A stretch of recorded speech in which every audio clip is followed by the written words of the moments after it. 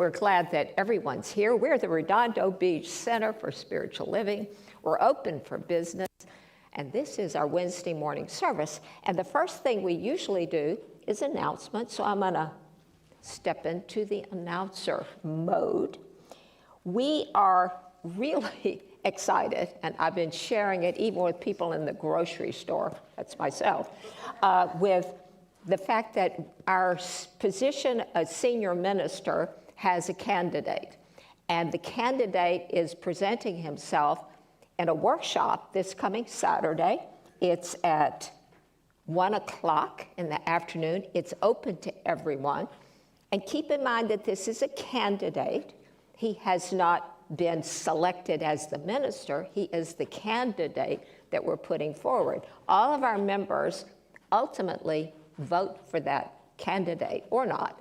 And so this is your opportunity, be among the first, to meet him and to hear what he has to say, to get a flavor of the man on Saturday at 1 o'clock. So I certainly hope that everyone will come. And yes, I really did tell someone at Sprouts earlier this week that I ran into, hasn't been to this center in 10 years. And so I said, oh, you just have to, you know. And so we'll see if she's there on Saturday. And so also Sunday morning, he is our speaker on Sunday morning. So he will be here at 11 o'clock on Sunday and do that service. And so you get a flavor of him in workshop situations as well as in the more formal minister as speaker. And so we get to see all of that. We are having other things continue to go on.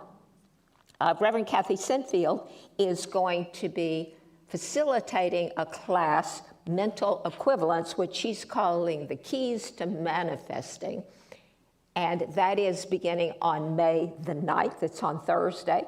You do not have to buy a book for this class. It's in the materials. You will get what you need. And we have scholarships available, so if this sounds interesting to you, inquire at the desk and someone will get back in touch with you. Tomorrow, Thursday, it's the first Thursday of the month, so we are having spiritual discussion. It meets in person only. It's right outside in the foyer, and we talk about the topics that Mark and Monica choose for this. They facilitate this discussion group. And it's a great, great experience. I always enjoy it when I'm able to come. It is followed at 3:45. It's from 2 to 3:30 in the afternoon. It's followed by the Labyrinth next door in Richelieu Hall at 3:45. The drumming circle is meeting sort of out of order this time because we had an event this last Sunday. So they're meeting on the first Sunday in May instead of the fourth Sunday in April. And they are accomplishing a couple of things. We have a talent show coming up on May the 18th, and there's going to be some rehearsing going on as well as the regular drumming circle. So if you're a part of that group, or if you've signed up to be in the talent show, then you probably know about a rehearsal, understanding about microphones and all those needs that one has when one performs. The Sunshine Kids Club is the new name for our youth program. We are attracting more families already that have children, and so we are in need of volunteers to assist with this in some way. We're having a meeting for those who are interested in doing this, because this is not a job for which you just sign up and show up. You need to have a little talk, have some understanding about what's going on. So if you're interested, that's going to be May the 18th at 1 p.m. And so I think I said the talent show is that. That's Sunday is the 18th. So it's Saturday before is when the talent show is. Well, actually, they've got 18th. Yes, it is. I'm sorry, they're both on the same day. It is May the 18th on Saturday. The talent show is Saturday, and that meeting for the youth is also earlier in the day on Saturday. The talent show begins at 6 p.m. All of those wonderful singers in our community are having their choir practice every second Sunday after service. And so the second Sunday this particular month is Mother's Day, so stay tuned. with how that's working out. Our Science of Mind class is on Sunday mornings from 10:15 to 10:45. It's a short class. It's a book reading, really. And right now, we're choosing the Ernest Holmes work, it's Living the Science of Mind is the title of the book that we're reading for that class. It's every Sunday, pretty much, that we have service. And we have 2 other book study groups that meet on Tuesday morning, meeting out there in the foyer. And it's the same place we have spiritual discussion. And then we have another one on Zoom. We also, on Tuesday morning, we have yoga. I'm a part of the yoga class, and that class is growing. There are quite a number of people that are in that class that are not part of our center. It's a very, very effective yoga class. Dana is she's a very kind and giving teacher, and she's very attentive to the needs of everyone in the class. Constantly encourage you not to do more than your body is telling you. It's a real mind-body connection for her. So we also want to remind you, because we have something new, we have a couple of bathrooms that are right in this part of the foyer.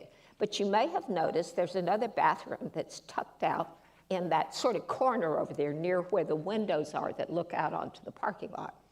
That bathroom is becoming, or has become, a family and gender bathroom.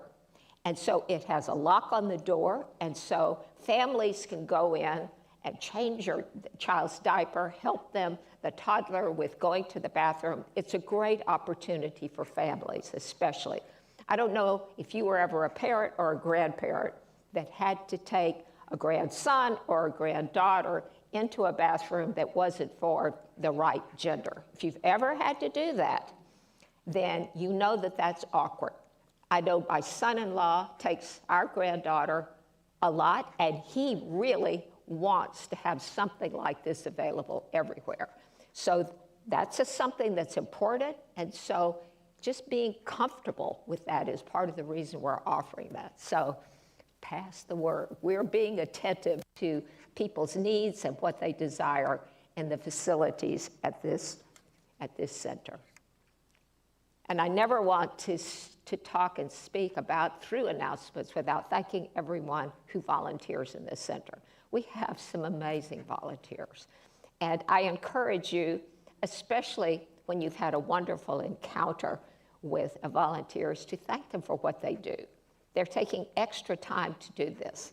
And I know there's David sitting right there, and he waters for us. And so you don't necessarily encounter David, but he waters for us. And those in the back are on the camera, on the board.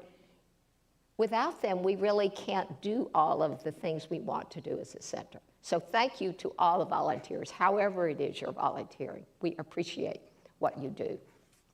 Okie doke.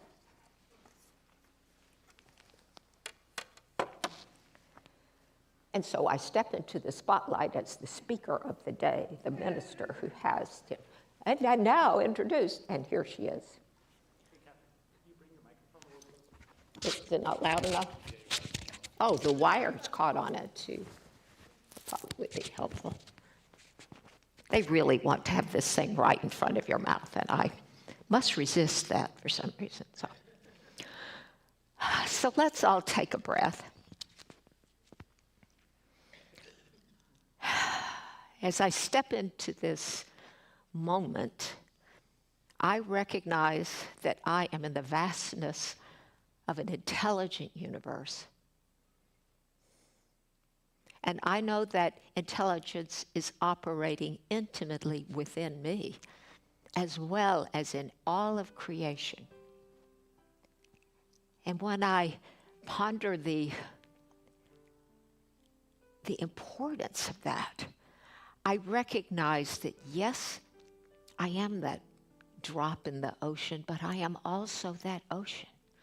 I am both of those things at the same time.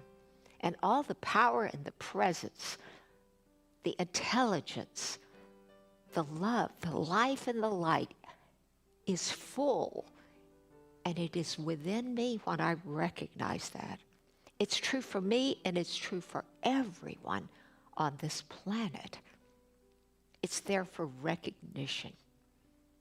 And so I am grateful in this moment to be open and aware of that idea that God is right where I am, is within what I am, and that God reveals itself as me.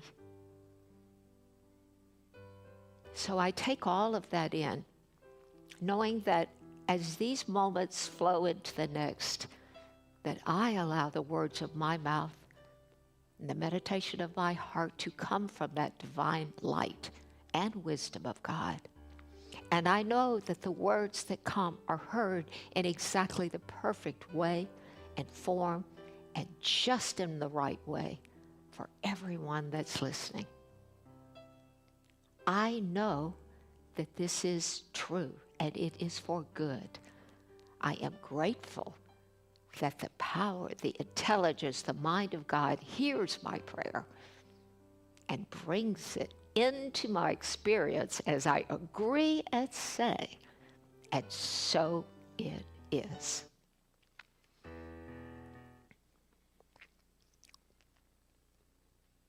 So today's talk is entitled, What's My Excuse?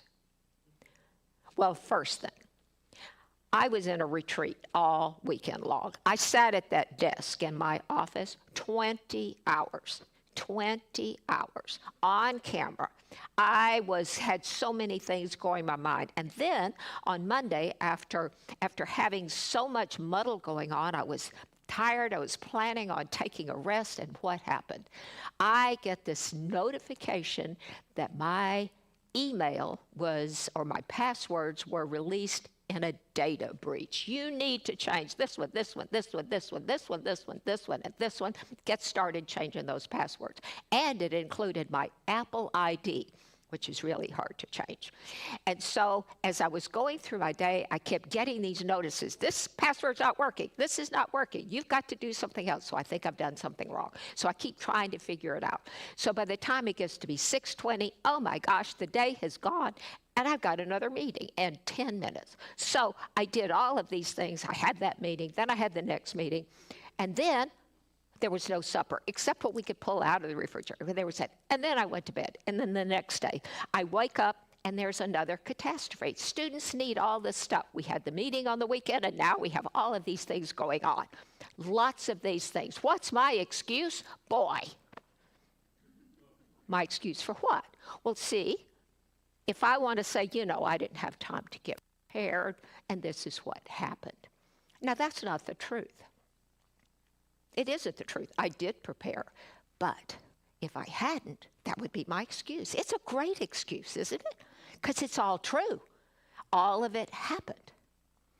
And so I've been thinking about what's my excuse, and I have to tell you the history of this is that one morning I wasn't thinking about topics. I wasn't thinking about anything. It was during my quiet time on a day when nothing was going wrong. And plop into my mind came, what's my excuse? As a talk title. And my ego personality self is going, what does that mean? And my next time to talk was Mother's Day. And what am I going to say? My excuse that I didn't call my mother enough? I mean, I really was wondering, I'm not going to do that. And so right after that, I had two situations that emerged before me. It didn't involve me directly, but it happened in front of me. One of them was sort of a behavioral thing and a thinking thing where someone was just going on, was quite exercised, and they were basically making excuses for what happened that they said or did. And then the other one was much more of an action thing. The person did something that they knew was a mistake, but that didn't matter so much. All these other people didn't do what they were supposed to do, and I'm angry, and I'm upset, and just really, really having a moment, actually several moments. And so these two things happened really within a day apart, and I'm thinking, what's my excuse? And so I have all this stuff that coming into my experience. And so I started wondering about that. After that, I was asked to speak today, and so I realized that's today's topic, not Mother's Day. So what's my excuse? Well, now, I don't know why this came to me. I will freely acknowledge that. I don't know why it came to me that way. But what it clearly did was highlight situations in which I'm very aware of the way we process what we're not able to do. I did some reading about this topic, about what psychologists say, what other behavioral studies have shown. And if I believe what I've read, excuses come in a few types. One are just lies, where you didn't do it and you just make something up. And another one is called self-destructive things. And rationalization are considered to be defense mechanisms. In other words, the speaker doesn't necessarily know why they did it, but this rises within them. They can't acknowledge the mistake, so they have to have a reason why. I just wasn't, and it wasn't, and it's not that big a deal, whatever, rationalization. And then the last one is another type of excuse that's very popular. Not my fault, it was his fault. So of the two things that I had seen, one of them was in that unconscious type of thing. It really wasn't him at all. But the other one was absolutely blame it on someone else. Even when this person made the initial mistake and set some things in motion, she is angry because this person and this person and this person didn't do what they were supposed to do, and I am damaged because of that. So that's that blame someone else. And I thought, I don't know, again, I don't know why am I needing to learn all of this at this point. So I can share with you, I'll go with that one for right now. But it is very interesting because as I'm reading through this, I realize how common this is. And I think I could have known this if I had coalesced what I had read. Because a lot of us are very unsure about how to handle situations when we don't know what to do. We don't know what to say. And we've been asked to do something or asked to be something or say something that we're not comfortable with. So we sometimes kind of make up things. And I know this is fairly widespread because there's an advice column that I read occasionally, and I do not know how many days there are letters in here that says, my brother-in-law asked me to be his best man and I can't afford it, and I'm busy with my graduate school business. I don't have the time. He wants me to host this big fun thing, and I just don't see how I can do it. But I don't want to lose the friendship. He's a very good friend. What should I say? Should I just tell him I have a conflict? And he makes up these things that you're making stuff up. As opposed to what? I really cannot do it. I love you and I care about you and I will do what I can. Why couldn't he even just tell him the truth? And I ask yourself,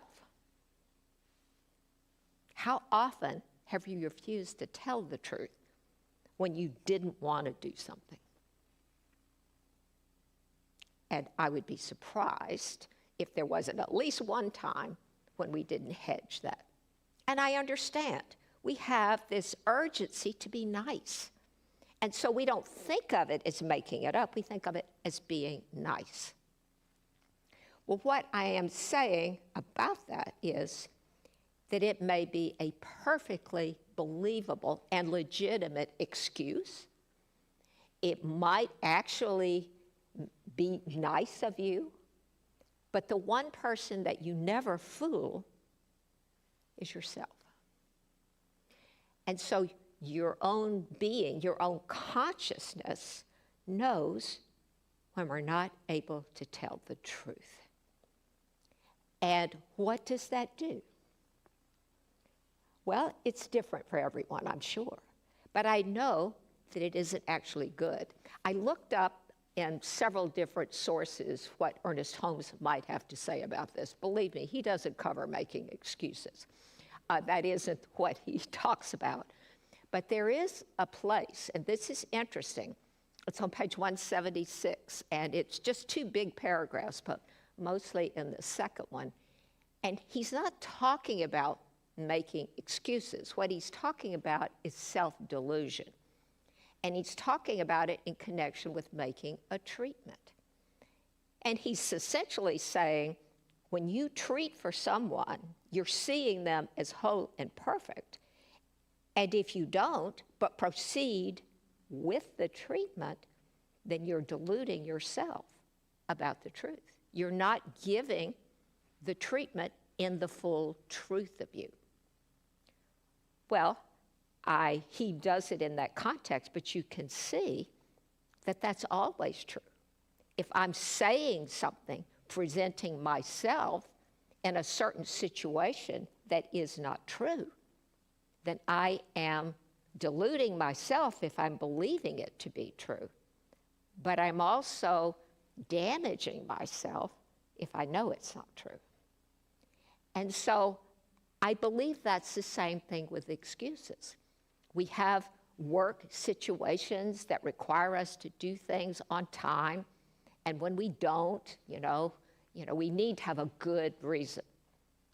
Well, there are times, especially if you're someone who always does what they're supposed to do, and you don't this time, then I have a feeling that that's one of those things that, well, it's a problem, but we'll work through it, as opposed to realizing you're just not good at your job. At some point, you're just not good at your job. I don't know, some of you may know Dr. Steve Gabrielson. He was a senior minister down at a center in Orange County until he retired from that. But I knew him as the leader of teen camp for maybe 7 years or so. And he is a very committed leader. He's a very forceful personality. And so he has an equation that he often spouts when he's dealing with people who come to him with, I didn't do it because the dog ate my homework kind of thing. And he says, and I've repackaged it for my own use, but it's the same essence, that a good excuse times no result equals 0. You've done nothing. And that's what you're telling me is you just didn't do it.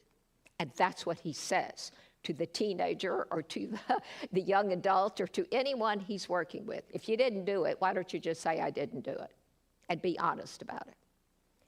And, that's kind of like what Ernest Holmes said. Don't do this to yourself. Because in Steve Gabriel's case, he doesn't want anything but your result at that point. But the larger lesson is we want to be honest with ourselves. And that's what excuses do, is to mask over what it is that is the truth. So I think about, everything that happened over the last couple of days, and I think I couldn't believe how many things were going wrong. It even went forward to the Sunday morning. I was to present my portion of this retreat. At that moment, my monitor went out, my computer started having problems, and I couldn't fix it. I finally had to just go off camera, turn everything off and turn it back on, and do all the things that you do and try to fix things. I never could fix it the way I wanted it to be, so I had to do something else. And I look back on that, what's my excuse? Well, the answer was, I can't do this because my monitor's not working. That's just not an acceptable answer. So what I do is to do the thing I'm supposed to do 15 minutes after I intended to start it, but here I am. And that's what you do. But I feel like, was I gathering information subconsciously so I could talk about this? But the big part of this to me is simply that we allow it to unfold. Ernest Holmes also says something that's not quite related to this, but I keep it handy because I like to be reminded. And it says that nature doesn't let you stay in the same place for very long. It provides all of what it needs to move you forward.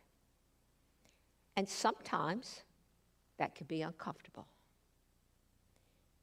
And so to move through those uncomfortable times, whether you step back physically or you step back emotionally and set things aside, what is it I'm trying to tell myself? I mean, we love to say things like the universe is trying to tell you so and so. Well, the universe is right here. That's where the universe is for me. And it tells me if I just listen. Do we listen 100% of the time? Raise your hand if you listen 100% of the time. I didn't think so. I didn't raise my hand either. I don't. In fact, on the way out the door this morning, literally out the door, I go, oh wait, I've only eaten half my toast. What did I do with it? Because I was preparing for the talk. I told you I really did prepare. And I'd only eaten half of my toast. So then I'm running around trying to find my toast. Well, I have to have something to eat. So I grab a piece of bread, some cheese, and race to the car. Well, there's my toast sitting for me in the car right there. So I wouldn't forget it. But I ended up having a second piece of toast. And so sometimes things happen, and it's for my good.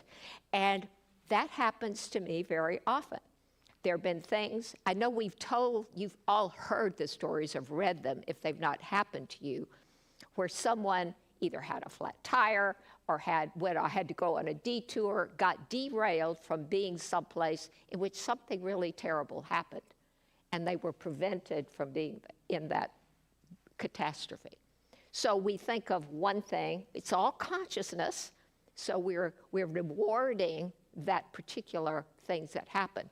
And many times we don't know. I mean, in this case, I got an extra toast.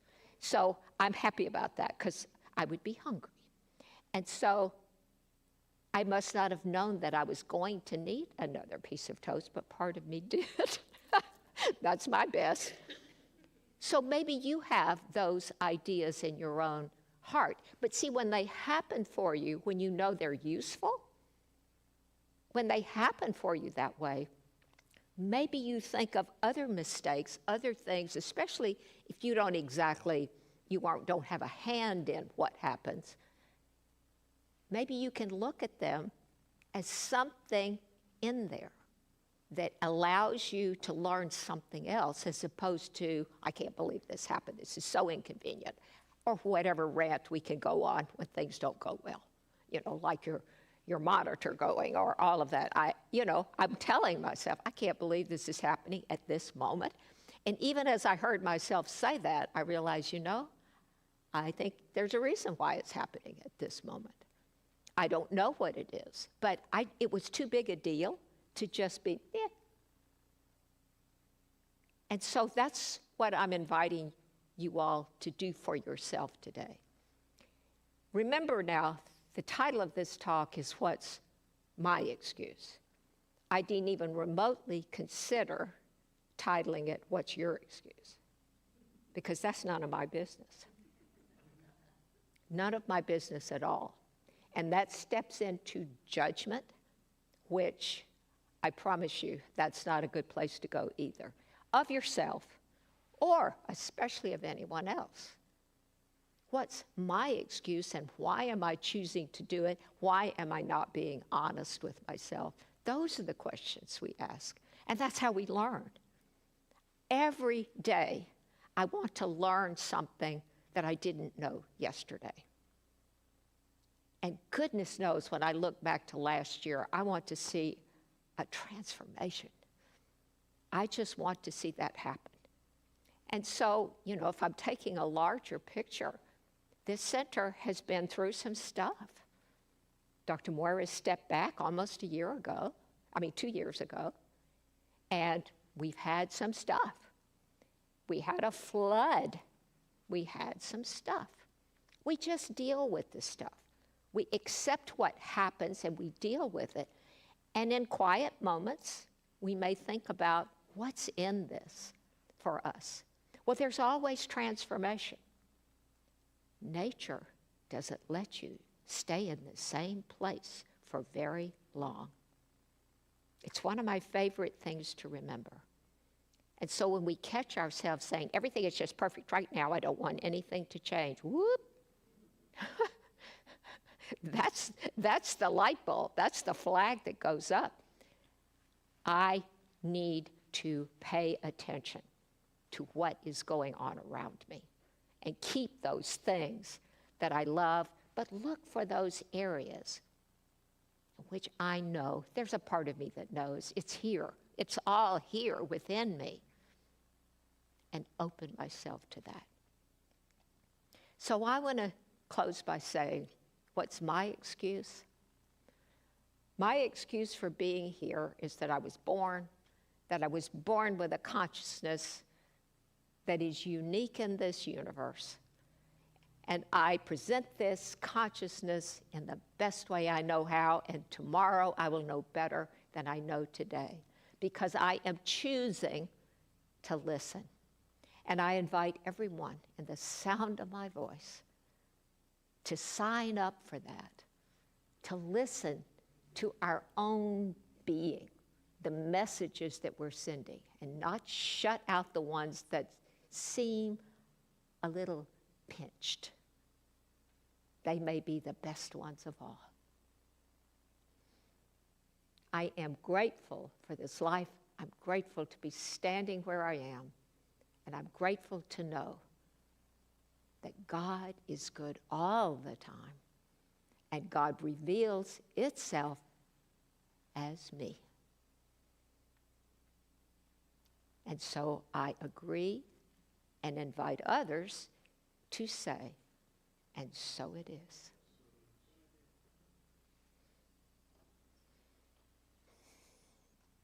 Ruthie, our volunteer, thank you. Ruthie, our volunteer, is going to pass the plate, and so I invite you all to consider this wonderful place and all of the things it has done. Go for it, Ruthie. Oh, yes, we do that, don't we? Prayer is good. It's an affirmation, really. Divine love consecrates my gift.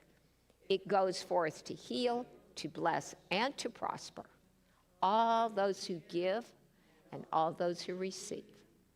I rejoice in the sharing of my good, and I release my gift with love, and so it is. So, does anyone have any comments that they want to share? And, wait for the wonderful Vincent, who's coming with the microphone if someone wants to share.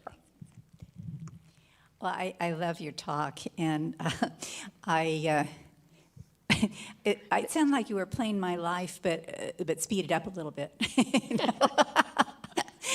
And I had the same Sunday that you did, and I got to reflect on it, and it was amazing. Like one computer that I went to use, the pad wouldn't work, and I didn't have a cordless mouse, and the other one said that it wouldn't do anything because its antivirus was used up, and and the other one wouldn't let me copy, save, or print documents, which I needed, and so I had allowed so much time. I always get up very early on Sundays, 5:30. Some people get up earlier, but it's early, and try to anticipate anything that could go amok, and so often it does. And so I thought, okay, so the person who was going to do the announcements in the Spanish church told me that she would do them, and when she couldn't, she would find somebody, but she didn't come or find anybody. And so I thought, okay, and I wasn't able to... That's a limited pool, right? Yes, and I wasn't able to print out the announcements, but, the whole thing was about flexibility and not giving up. And so I thought, okay, they're on my one computer where I can read them, I just can't print them. So I took them up and I did the announcements that way. I couldn't print out the things that I needed for the practitioners meeting, but I had them on my computer. And so it was just all a matter of like, okay, there's always another way. And it was a little nerve-wracking. I can't say I was totally calm through it all, Right. But I love our teaching and our philosophy so much because I absolutely knew that it was going to all be all right. And I just had to settle myself enough to think, okay, what's another way? And what's another way? And what's another way? And I think even I thought of it for myself in that instance, but also in what you shared with us, that's a model for us all to look at, okay, look what she did. I mean, all of those amazing things that you had to do one after the other. I thought, oh my God, I thought mine was terrible. This is even worse. And look, Right. you modeled that. So thank you for that. And I felt too that I was able to model a bit for the Spanish church and also for the practitioner meeting that, we just keep going and we find a way. And there's always a way. So. Well, I just want you to know I wasn't trying to be the hero of my own story so much as I was amazed. And Yeah. it came in the context of preparing this, and that's what blew my mind as much as anything. No, I totally get that, and thank you. Thanks. Thank you, Ann. I appreciate that. By the way, one of the things that's true about when you're talking in the microphone, I know I've asked you several times to make sure you put the microphone up to your mouth. I don't hear it that well up here because it's not necessary. They've given me a monitor, which really helps, but I figure if I put this on that I hear it directly. So that's what I'm doing. Dave, you have one? Yes. Yes, I've too been having challenges with Zooming on my computer. It's not working. It's not happening. And then I have to try it 4 or 5 times to get connected. And my roommate, who's a whiz about all this stuff, fixing things, doesn't know how to fix it. Wow. So anyway, I'm just surrendering that as well. And You'll figure it out. Somebody Yeah. will help you. Well, it's interesting that you said this because I came yesterday. I had left everything in such a mess on Sunday just from fatigue. And so I came in yesterday to clean everything up, rehook the monitor's fine now, by the way. Everything is fine. And so I set it up because I have the book reading this morning at 9:45. And so I get on, and there are a few people not there. They didn't get my email. I sent out an email on Tuesday. I created the email, certainly thought I sent it. So yet another mistake. I mean, it's just, now I don't know. I haven't had a chance to figure that one out. So it's just like, what is it people say? What the planets, what is it the planets do when they're... Mercury and Yes, retro.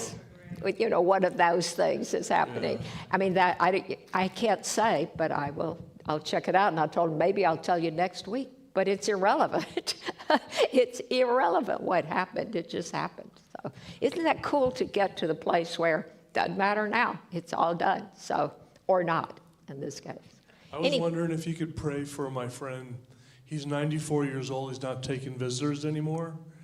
And also my friend John, who's falling down again for some reason. Oh, sorry. And there was one more person, Sybil. She fell and broke or fractured her wrist. So is the 94-year-old just deciding this is his time? Is that He what says you... he's going to live to be 106. This is the last time I saw him about a month ago, but now I'm hearing he's not accepting Well, visitors right now. The mind changes its mind, too. That's right, yeah. So Sybil and John, as well as the Sybil, 94. John and Pete. Pete Pete's is the 94? 94-year-old, yeah. Okay.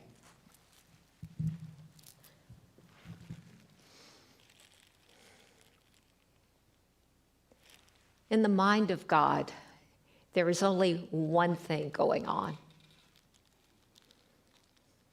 and it's the life of God. Life is eternal, forever giving of itself.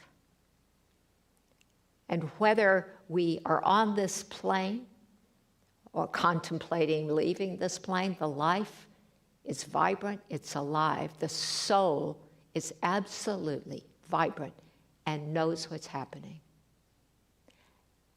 And what I know for John is that whatever is happening in the physical, there are ways to move through that physical to knowing that perfect divine self in which John is mobile.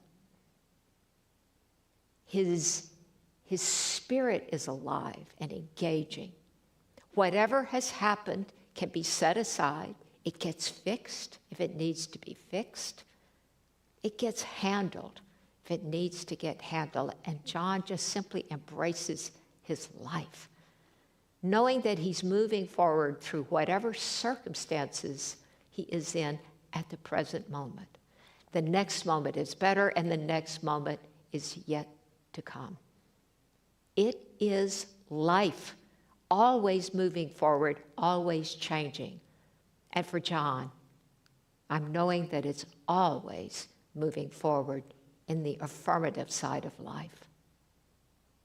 And I know for Sybil that whatever is happening in the physical realm is part of the whole life that Sybil is, that you are. And for Sybil to know that there is a pattern of wholeness and health in which she is created that is perfect. It was perfect at the time you came into this world.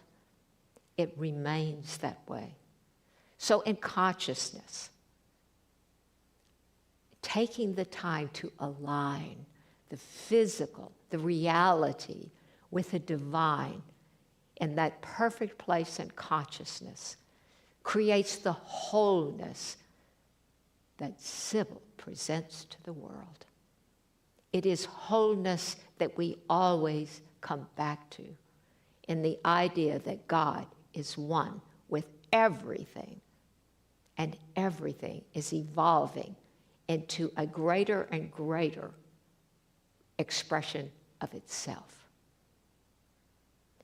And for Pete, we know that he is living his eternal life.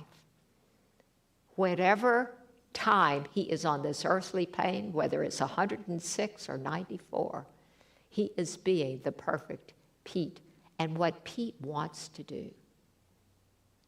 Nature moves us forward, always moving us forward, and the soul never goes before the soul is ready to go. The soul, that eternal part of us that continues to love, that continues to express and be vibrant in the world, is eternal.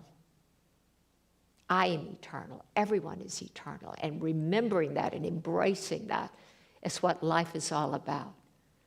So for everyone in the sound of my voice, embracing that eternal love, the caring, the life, the joy bringing into life, knowing that the beautiful life you have is perfect just as it is. Everything has happened, and we move forward in this beautiful, beautiful expression. Whatever's going on in the world out there does not have to disturb the world within, which remains heavenly. The kingdom of God is at hand, right here, right now, for all. I embrace that. I know that. I am grateful for the truth that truly sets us free when we embrace the truth. And that's what I'm grateful for. And so it is.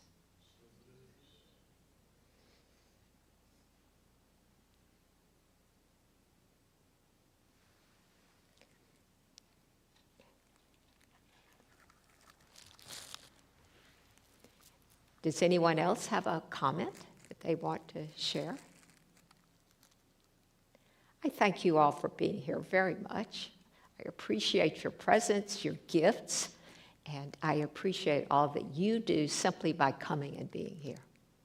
See you soon.